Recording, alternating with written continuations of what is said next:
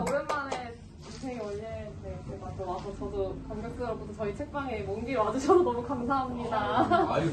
유일한 고인물이 아닌 사람이.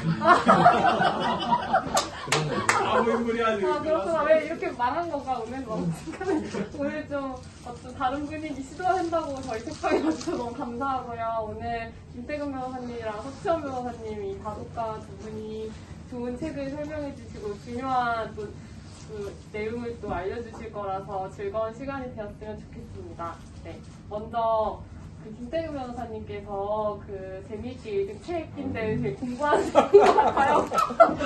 재미있게 읽은 책 플러스 네, 금융 부동산에 대한 공부를 하는 시간을 잠시 갖도록 하겠습니다. 와, 저자 초청 강연 같아. 이거 바지도 체크무늬야 이게. 오늘 진짜 패션 좋아요. 오늘 패션 좋아. 제가 민생경제위원장을 코로나 기간 동안 했죠. 코로나 기간 동안 하면서 만날 수가 없잖아요. 회원들을. 회원들을 만날 수가 없으면서 그러면 도대체 위원장 일을 어떻게 하지? 라고 이제 고민을 하게 되면서 그럼 이제 그때부터 제 기억은 2020년 8월 달부터 저희가 이제 온라인 회의를 이제 막 시도했던 것 같은데 그러면 지금은 사람을 많이 못 만나면 이 시기에 좀 공부라도 하면 참 좋겠다 라고 해서 오늘 소개해드릴 세 가지 책과 함께 자본시장법 4개를 공부를 했었습니다. 자본시장법은 저희 전공 분야니까 그건 뺐고 오늘 소개해드릴 책은 민생경제위원회에서 금융부동산 분야에서 기본서라고 할 수 있는 3종 세트를 준비를 했습니다. 그래서 이제 첫 번째로 토지경제학, 두 번째로 21세기 자본, 세 번째로 금리와 환율에 대한 책입니다. 그래서 좀 순서대로 말씀을 드리겠고, 그리고 이제 이 책을 하다 보니까 이 책이 핵심이 한 권으로 정리가 돼요. 그래서 한쪽으로 정리가 돼요. 그래서 그 한쪽에 대해서 좀 설명을 드리도록 하겠습니다. 안녕하세요. 네? 아니 근데 어떻게 이렇게 체크무늬 한쪽으로 정리돼요? 한쪽으로 정리가 돼요. 식사를 저쪽으로. 나중에 이거 동영상 편집하기 힘들겠다. 식사하셨어요? 네.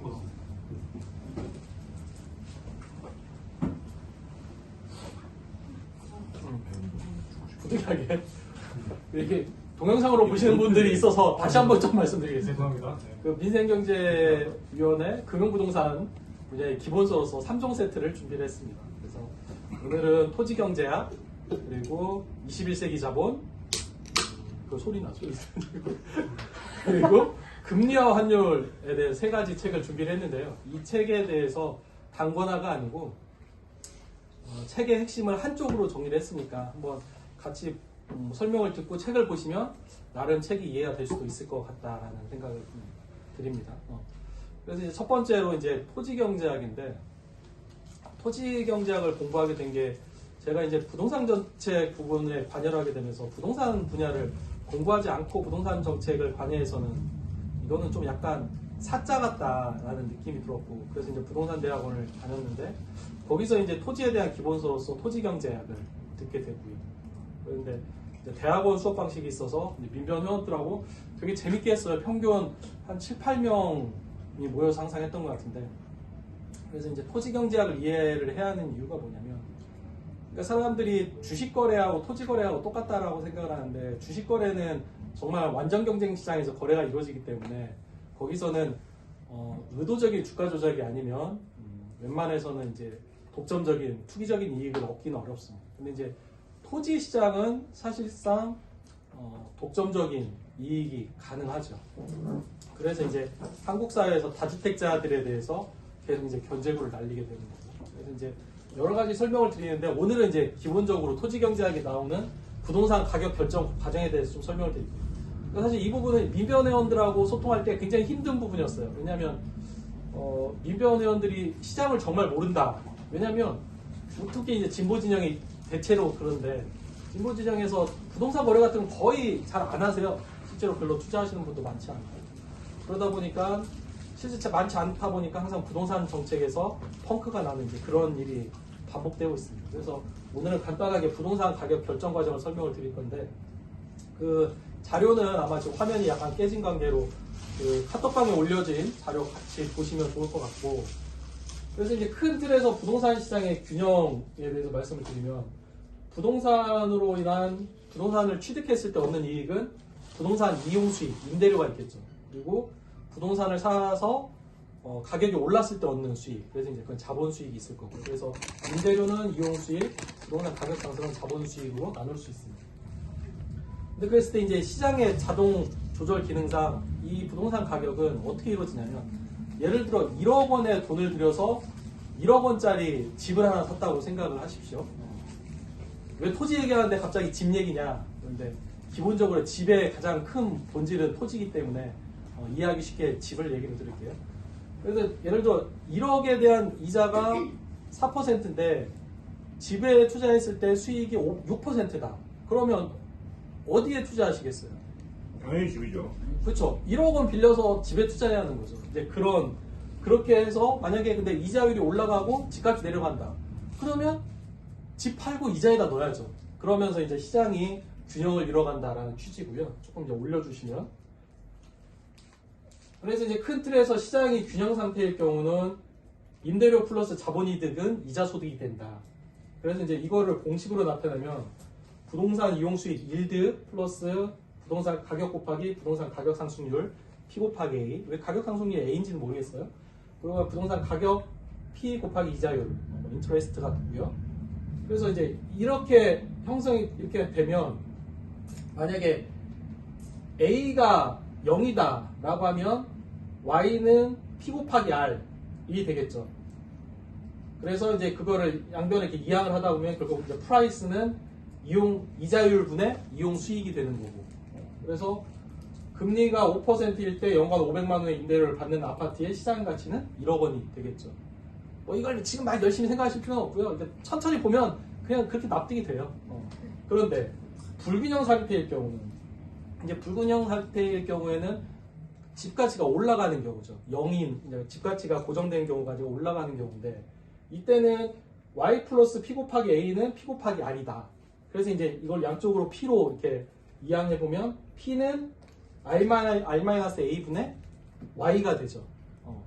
그러면 예시로 금리가 5%일 때 연간 500만 원의 임대료를 받는 아파트의 가격 상승률이 3%일 경우 이 부동산 가격은 0.05 빼기 0.03 분의 500만 원 해서 결국 2억 5천만 원이 돼. 2억 5천만 원이 됩니다.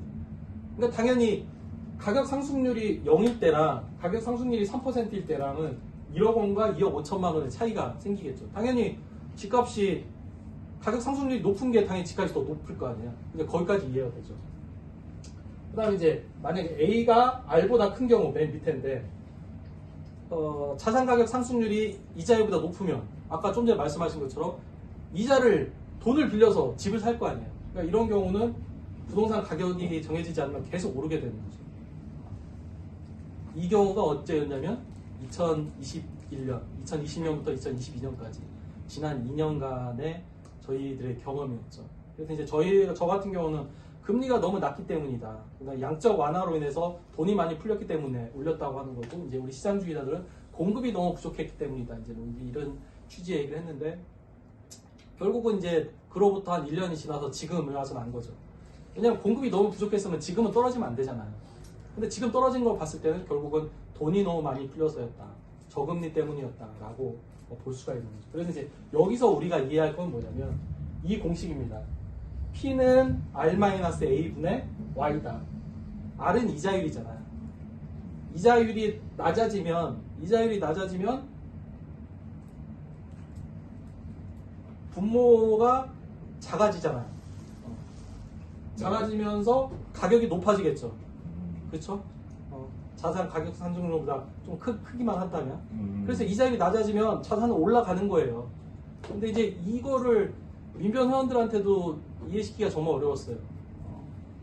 근데 그 부분을 이해하고 나면 지금은 집값이 떨어지는 이유, R이 높으니까, 이자율이 높은데 이자율이 높은데 집을 투자할 수가 없는 거죠. 그럼 집값이 떨어지는 거고. 그러면 분모가 커지잖아요, 여기서. 임대료는 고정이라고 생각하고, 임대료는 전세를 생각하지 마시고 월세를 생각하시면 됩니다. 그래서 월세 나누기 이자 빼기 집값 상승률 하면 지금은 이자율이 워낙 높기 때문에 집값이 떨어질 수밖에 없는 거죠. 그러면 이제 올해 상황은 어떻게 예측을 하면 되냐면, 한국의 금리는 한국은행 독자적으로 결정할 수 없어요. 이건 좀 이따가 금리 환율에서 설명을 드릴 건데, 미국의 기준금리에 따라갈 수밖에 없습니다. 근데 미국의 기준금리가 올해 내내 5% 수준을 유지한다라는 거예요. 그러면 올해 내내 5%를 유지하면 한국은행에서 함부로 기준금리를 낮추지 못하면 올해는 계속 집값이 계속 하향될 거다라고 예측할 수 있는 거죠. 그리고 이제 하나 더 말씀드리면, 전세에 대해서 말씀드리면, 전세는 임대료가 아닙니다. 그래서 진보 진영에서도 임대료 인상률 상한제에서 이걸 적용할 때 전세에 대한 고민을 해야 돼요. 이거에 대해서 계속 고민하자고 하는데, 시민사회는 지금 떨어지는데 이걸 또 왜 고민하냐 이러는데, 나중에 금리가 반대방에 꺾이면 다시 전세가 올라가거든요. 그럼 다시 집값이 올라가요. 그래서 우리는 전세에 대한 좀 고민이 필요하다라는 말씀을 드립니다. 그래서 저 부동산 가격 상승률이 A라 그랬잖아요. 그리고 그동안의 가격 상승분을 경험적으로 도출해야 된다는 거죠. 그렇죠. 근데 그럼 A가 R보다 클 수도 있잖아요. 그러니까 A가 R보다 크면 계속 오른다니까요, 가격은. 그게 2020년부터 22년까지의 우리 한국 시장, 전 세계 지구촌 시장에, 모든 지구촌 시장에 다 문제였고요. 그게 다. 그러니까 이제 일제히 올랐어요. 일제히 지구촌에서 일제히 올랐기 때문에. 2020년부터. 그래서 이제 그 부분에 대해서 항상 이제 시장주의자들하고 논쟁이 붙었을 때, 시장주의자들은 공급이 부족해서라고 하는데, 저는 항상 얘기하는 게 금리가 낮아서다, 돈이 낮기 때문이다, 돈이 싸기 때문이다, 그 얘기를 했던 거죠. 그래서 지나와서 생각을 해보면 2021년도부터 깡통전세에 대한 경고를 좀 더 세게 했어야 하는데, 그 부분이 좀 아쉽죠. 왜냐하면 지금 피해가 지금 너무 큰 상황이라 어떻게 될지 모르겠어요. 지금 뭐 열심히 돕고는 있는데 인력의 한계가 있어서 어떻게 될지 모르겠습니다. 올해 내내 아마 깡통전세 문제 계속 커질 수밖에 없거든요. 근데 그 보시기에가 되게 이제 좀 나라마다 경향은 비슷하면서도 또 이렇게 좀 차이도 좀 있는데, 우리는 물가 상승률이 부동산이 먼저 확 뛰기 시작했잖아요. 근데 그 영국이나 이런 데를 보면 일반 소비자 물가들 상승이 다른 집 외에 소비자 물가 상승이 더 먼저였어요. 그리고 집값은 우리보다 덜 올랐고, 그런 거 물론 워낙 높기 때문에 그랬을 수도 있어요. 워낙 높았기 때문에 더 이상 수출 불가능한 상태로 영국이 높았거든요. 그러니까 그랬을 수도 있어요. 영국이 어쨌든 그 악명이 없잖아요. 집값, 전세가, 월세값이 워낙 높아가지고. 근데 이자율이 높았음에도 가격은 계속 상승하지 않았나요? 우리나라? 이자율이 높지 않아. 90년대만 해도 뭐. 이제 그 얘기를 할 건데, 이제 그때는 지금도 그럼 앞으로 이자율이 떨어지면 오를 거냐, 이제 그거에 대해서는 어떻게 생각하면 되냐면, 이제 이자율은 지금 비용의 문제잖아요. 그 다음에 또 하나 이제 좌우할 수 있는 게 소득의 문제예요. 소득이 있어야 금리가 낮아져도 살 거 아니에요, 돈을 빌려서. 근데 예를 들어 대한민국의 70%가 수출에 기인하는데, 지금처럼 1월 달에 뭐 120억 달러, 그 다음에 2월 10일간 50억 달러면 지금 170억 달러, 1달러당 1,000원씩 하면 17조 원의 적자를 봤다 그러면, 이러면 대한민국 집값 오르기 어렵죠. 근데 대한민국은 90년대부터 2020년까지 계속 올랐던 이유는 계속 소득이 늘었기 때문이에요. 기억하실지 모르겠지만, 그 IMF 이후로 2020년대 그때 우리 $10,000였어요. $10,000였는데 2022년도에 우리나라가 35,000달러. 소득이 3배 늘어난 거예요. 그러니까 스스로는 잘 인식을 못하지만 굉장히 많은 부가 쌓이고 있는 거죠, 한국에. 그런데 이제 앞으로 부분은 이제 좀 염려가 되는 게 뭐냐면, 한국 사회의 고령화가 너무 심해지고 있기 때문에 이미 인구는 줄고 있고, 2050년도 가면 60만 명씩 준다 그러고, 2050년도 해봤자 한 30년 뒤잖아요. 이제 30년도 안 남았죠. 그랬을 때 이 파고를 잘 넘어갈 수 있을지, 그게 이제 걱정스럽죠. 이제 이 파고를 넘어가기 위해서는 혁신적인 기업이 나와서 수출을 늘릴 수밖에 없어요, 한국은. 근데 이제 그렇지 않으면 소득이 없기 때문에 금리가 낮아져도 집값이 안 오를 수 있죠. 그다음에 두 번째 요인은 한국 사회는 지구촌에서 유일하게 수도권에 50% 인구가 몰려 있습니다. 그런 특수성이 있기 때문에 항상 뭐 개인적으로 누가 물어보면 그러죠. 서울에 집 사라고. 저는 지방 균형 발전주의자지만 저 개인적으로 지방에 내려갈 생각은 있지만 누가 투자로 문의하면 서울에 집 사라고 합니다. 돈 벌 겁니다. 근데 이제 저는 이제 저의 이제 개인적인 성향입니다. 그래서 이제 그런 우리나라 수출의 문제, 그 다음에 수도권에 지나치게 집중된 문제, 세 번째는 이제 사실 겁나 무서운 얘기인데 한국 사회의 급격한 고령화 문제. 아마 이제 세 가지 문제가 맞물려서 추후에 이제 부동산 시장을 형성하게 되겠죠. 근데 이제 기본적으로 프라이스는 R-A분의 Y라는 걸 기억을 하면 이게 이제 시장이 보이기 시작합니다. 그래서 이 시장을 이해하는데 이 토지 경제학이 참 좋다 라는 말씀을 드리고 싶은 거예요. 그래서 이거를 안 보면 그냥 시장주의자들의 논리에 그냥 끌려다닐 수밖에 없어요. 근데 이제 이걸 좀 보고 나면 반대로 생각하면 돈을 벌 수가 있는 거고 이제 이 책의 의도대로 생각을 하면 어떻게 하면 토지의 독점을, 어떻게 하면 주택의 독점을 막을 수 있을까, 어떻게 하면 주택의 투기를 막을 수 있을까, 이제 그 고민을 하게 되는 거예요. 책의 형태는 아마 세 판이나 바뀐 것 같습니다. 그래서 혹시 토지를 공부하고 싶으신 분은 토지 경제학을. 근데 우리 서천 변호사님이 혼자 읽다가 포기했다고 하더라고요. 이거 저도 혼자 읽다가 포기했어요. 근데 이걸 끝까지 읽는 방법 같이 스터디하면 됩니다. 그래서 저희가 같이 포기하지 않을까요? 우리 끝을 봤어요. 우리 끝을 봤어. 그래서 이거를 저희가 총 15장인가 되는데 15달락인가 되는데 저희가 한 11장까지는 다 읽었어요. 그래서 그런 식으로 스터디를 하면 민생경제의 실질적인 활동에 매우 도움이 된다라는 말씀을 드리고요. 조금 토지경제가 길었습니다. 그러면 시장주의자라고 하셨잖아요. 방금 말씀하신 그 이론을 주장하시는 분이 뭐라고 계십니까? 이제 저희 같은 경우는 이제 뭐 정부 개입주의, 토지 독점을 반대하시는 분들은 이제 이른바 한국에서는 헨리 조지스트, 지공주의, 이제 그러니까 토지의 공공성을 강조하는 그런데 이제 저 같은 경우는 토지 개발에서는 정부 개입이 꼭 필요하다. 그래서 개발 이익을 환수하지 않으면 빈부격차는 더 커집니다. 항상 그런 얘기를 하죠. 그렇기 때문에 이제 종부세를 올려야 한다는 얘기를 끊임없이 저는 이제 반복해서 하는 거죠. 임대료는 규제해야 하고 종부세는 올려야 하고. 임대료를 규제하는 이유. 임대료를 규제하지 않고 분자가 임대료가 높아지면 집값은 또 오르게 마련이에요. 그러니까 그렇죠. 저희들은 또 Y를 제한시키는 거지. Y를 제한시키고 만약에 R이 떨어져서 분모가 작아질 것 같아. 그러면 어떻게 해요? 국가가 종부세를 늘려야 하는 거예요. 비용을 늘려야 하는 거지. 그래서 분모의 비용을 늘리는, 그러면서 이제 가격을 통제하는. 그래서 이제 2021년도에 항상 연말에 종부세 투쟁하면 열심히 나가서 이제 발언을 하게 되는 게, 이제 자산을 가진 분들은 종부세가 매우 불쾌하겠지만 종부세 때문에 대한민국은 91년도에 일본 버블 같은 붕괴는 없을 거다라고 항상 제가 말씀드리죠. 왜냐면 종부세 덕분에 일본 같은 경우 91년도 원래 시장 가격이 한 5배까지 올랐다고 하다가 이제 버블이 꺼지면서 잃어버린 20년, 30년이 된 건데, 대한민국은 제가 알기로는 한 2배 정도 올랐어요.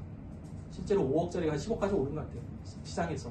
10억짜리는 한 20억 간 것 같고. 근데 이제 지금은 거기서 이제 10억에서 20억 같은 게 한 15억 가는 것 같고, 5억에서 10억 같은 게 7억 5천 가는 것 같고. 그런 상황입니다. 근데 이제 여기서 조금 이제 이해를 할 게, 화폐가 많이 풀렸기 때문에 원상으로 돌아가진 않아요. 기본적인 인플레가 있기 때문에 원상으로 돌아가지 않는다. 다들 막 50% 돌아간다, 2017년으로 돌아간다 하는데 그러긴 쉽지 않습니다. 거기까지. 그래서 여기까지 토지경제학에 대해서 말씀드렸고, 너무 길어지기도 하고. 이정정 교수님의 토지경제학입니다. 그래서 민생경제위원회 부동산 관련 활동을 하면서 토지경제학 안 보고 하면 참 이제 나중에 논리에서 막힙니다. 시장주의자들하고 토론할 때 막히고. 두 번째, 지금 이거 라이브 방송이에요? 녹화. 나중에 편집해서 올리려고. 그다음에 이제 두 번째 책은 21세기 자본. 원서? 토마 피케티. 원서 아니야. 한국말 잘. 깜짝이야. 원서 좀. 아니, 만화로 있는 거 있어요. 아버님 이게- 원서도 있고. 이게 제가 드릴게요. 영어로 써 있네. 캐피털 그래. 센츄리. 깜짝 놀랐지. 토마 피케티라고 써 있네요. 영어 공부하면서 그래서 해야 되나 뭐 이러고. 저희가 이제 이 책을 홍보했던 거는 이 책은 처음부터 끝까지 다 봤어요. 우리 민변회단 10분이서 모여가지고 처음부터 끝까지 다 봤습니다. 근데 이제 이 책을 통해서 제가 느꼈던 게 이제 토지경제학에서 발전되는 고민이죠. 뭐가 문제냐? 이 책에서 가장 핵심은 자산 양극화다. 현대 자본주의는 이걸 어떻게 극복할지를 원인을 분석하고 해결책을 내놓는 거죠. 그래서 이제 그거를 21세기 하면 피케티 정리로 한쪽으로 정리하는 겁니다. 이걸 보시면 이 책이 이해가 돼요. 근데 이걸 이해를 못하면 이 책이 정말 힘들죠. 무엇보다도 이 책에 대해서 결정적인 이해하는 데 도움을 준 게 우리 이주희 변호사. 이주희 변호사 탁월합니다.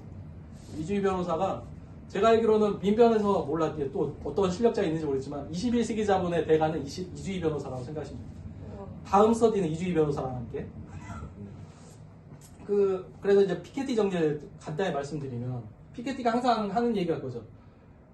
한국 전 세계 지구촌의 자산 양극화의 주요 원인이 자본 수익률이 경제 성장률보다 높기 때문이다. 라고 하면서 R이 G보다 크기 때문이다. R은 아마 리턴인 것 같아요. 리턴인 것 같고, G는 그로스, 성장률인 것 같고. 그래서 자본으로 얻은 수익률이 일에서 얻은 소득 성장률보다 더 크기 때문에 이 부분을 해소해야 한다라는 피케티의 원인 분석이에요. 그럼 이거에 대한 대책은 뭐냐? 나중에 이제 대책은 결국은 자산세 올려야 한다. 그런 취지입니다, 결론은. 근데 이제 그 이유에 대해서 이제 설명을 쭉 하는 거죠. 그러면서 자본주의 제일 기본 법칙은 알파는 베타 곱하기 R이다. 그럼 이게 뭔 얘기냐? 알파는 자본소득 분배율. 전체 소득분의 자본소득. 그러니까 소득 중에 자본소득이 얼마나 가져가는지 자본소득 비율을 알파라고 합니다. 전체 소득, 자본소득 플러스 노동소득. 나머지 소득은 없다고 가정하고. 그럼 이제 알파를 전체 소득분의 자본소득 이퀄은 국민의 전체 소득 분의 자본총량 곱하기 자본수익률. 근데 이렇게 보면 잘 이해가 안 가는데 자본소득하고 노동소득 합치면 국민 전체 소득 되겠죠. 그 다음에 자본소득은 자본총량 곱하기 자본수익률하면 자본소득이 되겠죠. 그렇죠? 예를 들어 자본총량이 1억인데 자본수익률이 10%야. 그럼 자본소득은 1,000만 원인 거지. 그렇죠. 그래서 이렇게 연결해 보면 결국 자본소득 분배율은 자본소득 비율, 이 소득분의 자본총량을 그냥 자본소득 비율이라고 책에서 계속 언급합니다. 베타 곱하기 자본수익률. 그래서 그냥 알파는 베타 곱하기 R이 그냥 항등식이 되는 거예요. 이거 그냥 항상 똑같아요. 왜냐면 이거 풀어 쓴 거잖아요.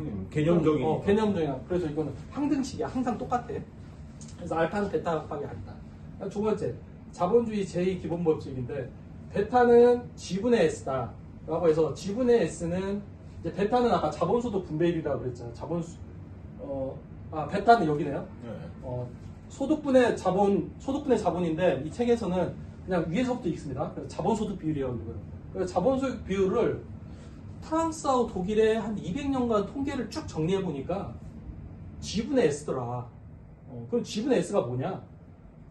소득분의 자본소득 비율은 growth rate, 국민소득 증가율 분의 저축한 거, saving rate 해가지고 저축한 거로더라. 당연하죠.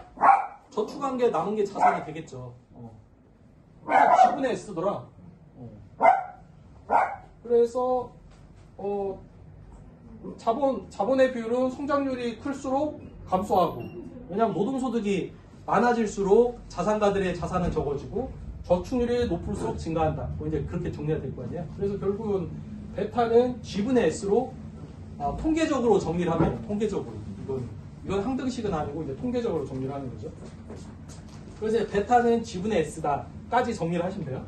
밑으로 이제 좀 내려보시면 몇 가지 가정들이 있습니다. 가정들은 이제 또 어려운 내용이니까 패스하고 맨 밑으로 내리시면, 그래서 이제 조금 저는 잠깐만 이거 좀 화면 좀 줄여주실래요? 좀 줄여주실래요? 좀 더 많이. 맨 처음 자본주의 제일 기본 법칙은 알파는 베타 곱하기 R이다. 그거 이건 항등식. 그다음에 제2 기본 법칙은 통계적 경향성. 베타는 G분의 S다.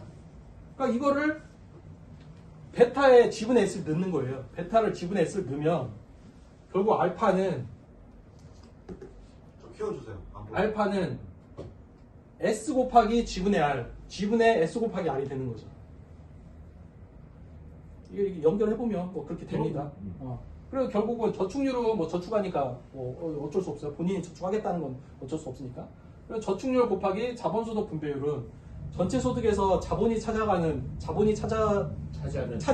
분배율은 저축률 곱하기 성장률분의 자본 수익률이다. 그러면 이제 자본 분배의 불평등을 완화하려면 어떻게 해야 돼요?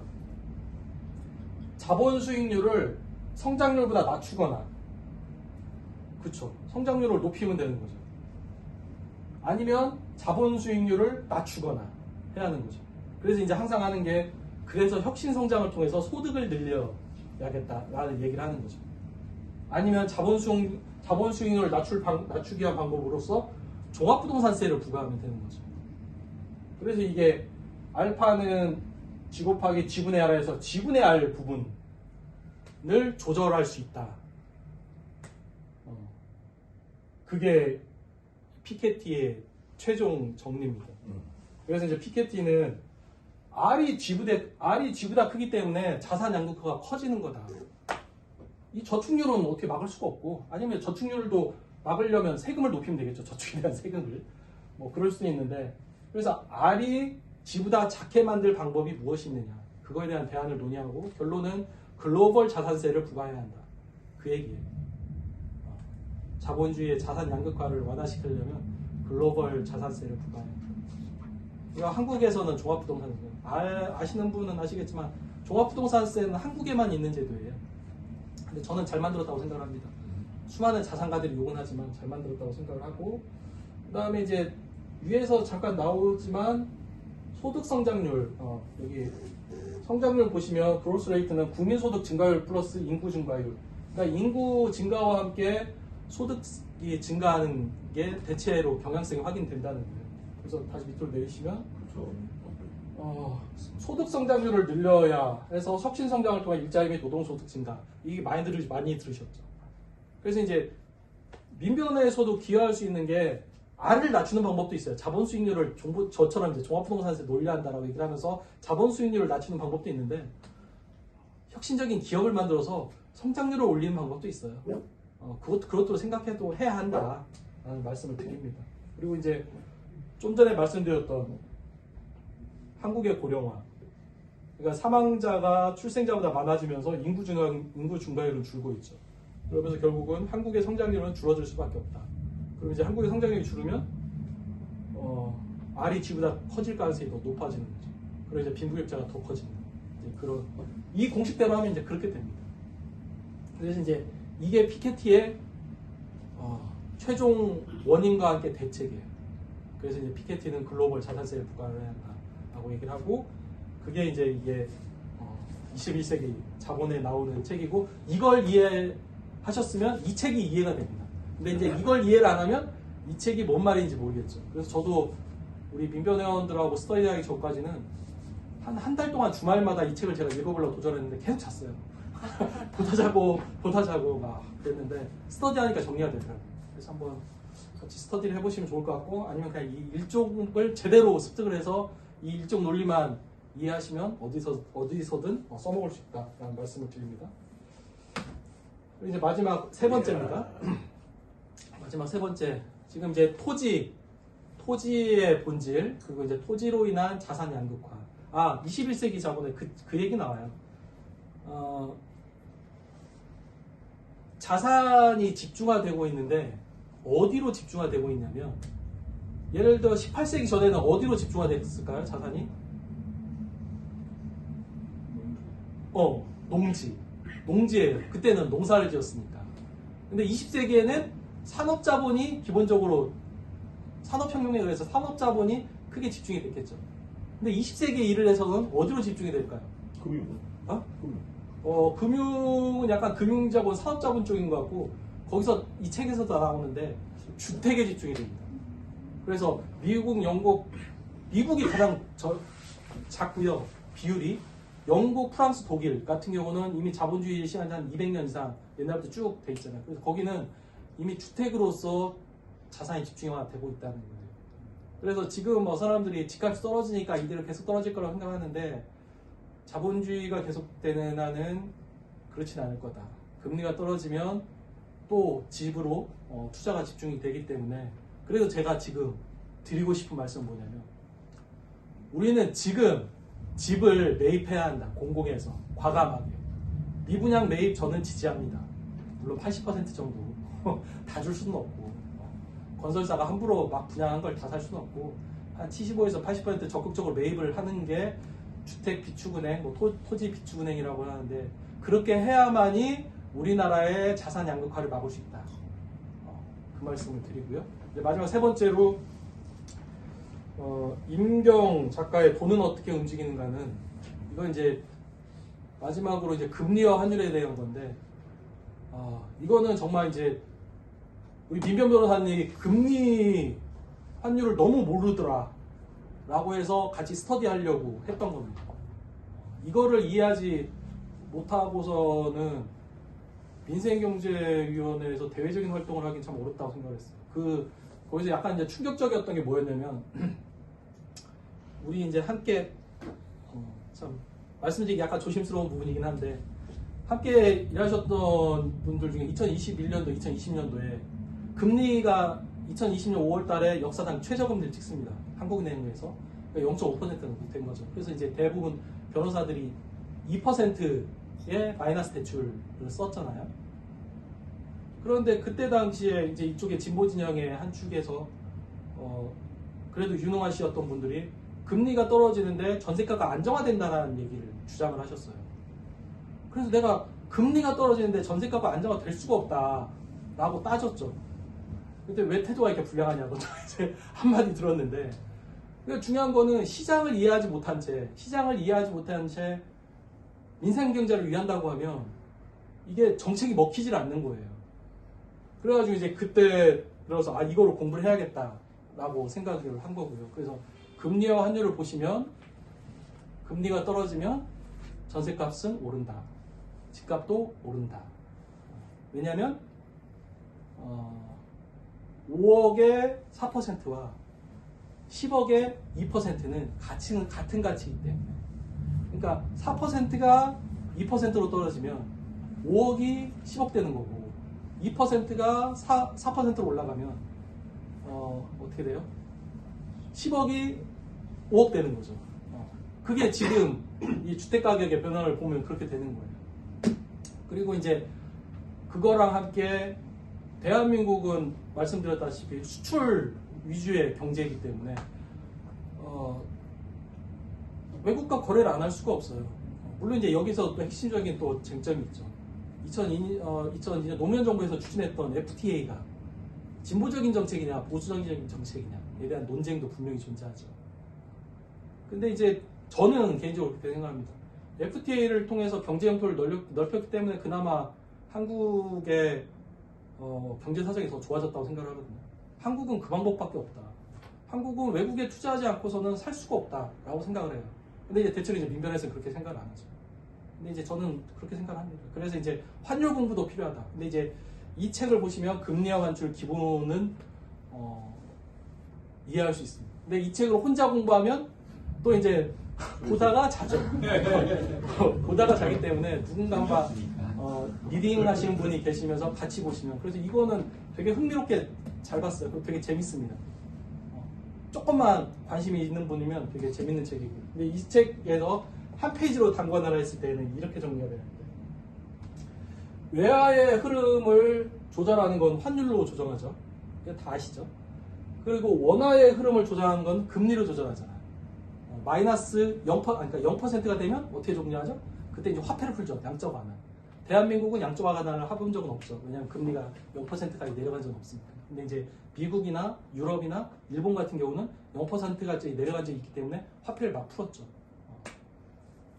아무튼 이제 대한민국은 금리로 조절을 합니다. 원화의 흐름은. 그래서 외화는 환율로, 원화는 금리로 조절하는데, 그럼 이제 외화하고 원화를 거래할 때는 이제 환거래가 되겠죠. 이때는.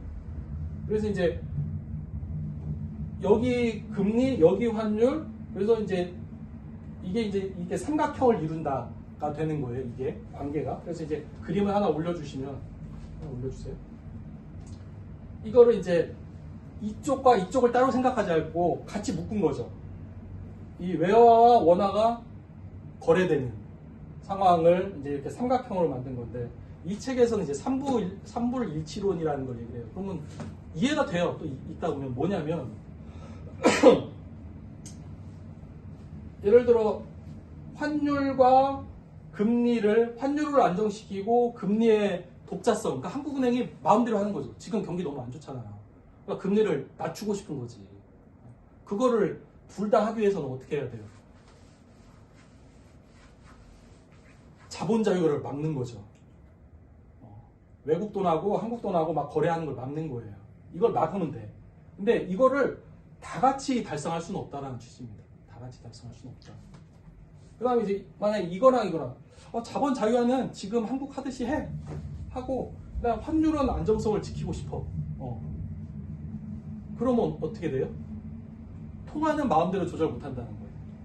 지금 한국은행의 입장인 거예요. 한국은행이 미국 금리를 따라갈 수밖에 없는. 환율을 안정화시키고 싶으니까 금리는 미국 금리를 따라갈 수밖에 없습니다. 왜 그러냐면 미국은 지금 기준금리가 5%가 올라가는데 한국은행은 3.5%잖아요. 그러면 여러분들은 어디다 투자하시겠어요? 여러분 돈이 있다면. 미국에다 해야죠. 미국은 5% 주잖아. 그렇잖아요. 그랬을 때 자본 자유화하고 환율의 안정성을 위해서는 금리의 독자성을 놓칠 수밖에 없다. 지금 한국은행의 입장이죠. 그리고 이제 이쪽으로 보죠. 이쪽으로 보면 자본 자유화, 그러니까 돈 거래를 외국판과 국내 돈을 마음대로 거래하게 하면서 통화 정책의 독자성을 유지하고 싶어. 그럼 통화 정책의 독자성을 유지를 할 때는 놓칠 수밖에 없는 거. 만약에 한국은행이 지금 금리를 자기 마음대로 막 낮춰. 그럼 어떻게 돼요?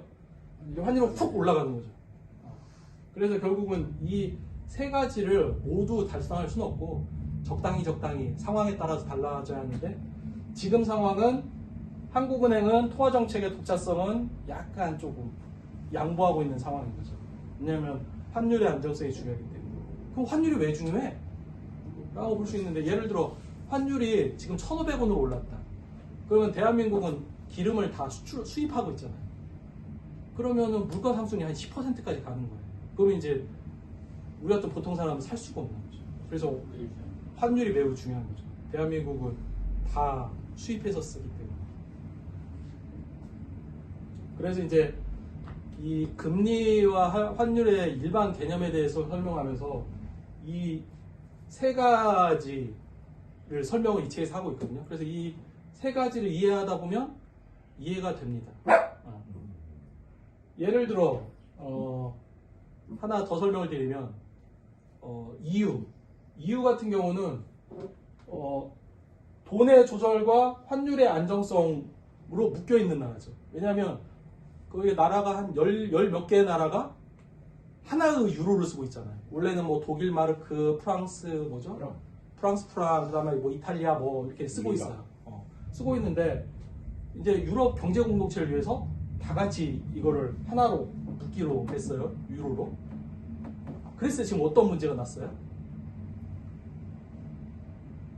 경제가 약한 이탈리아가 힘들어지기 시작했죠. 그럼 이탈리아가 힘들어지면 이탈리아는 어떻게 해야 돼요?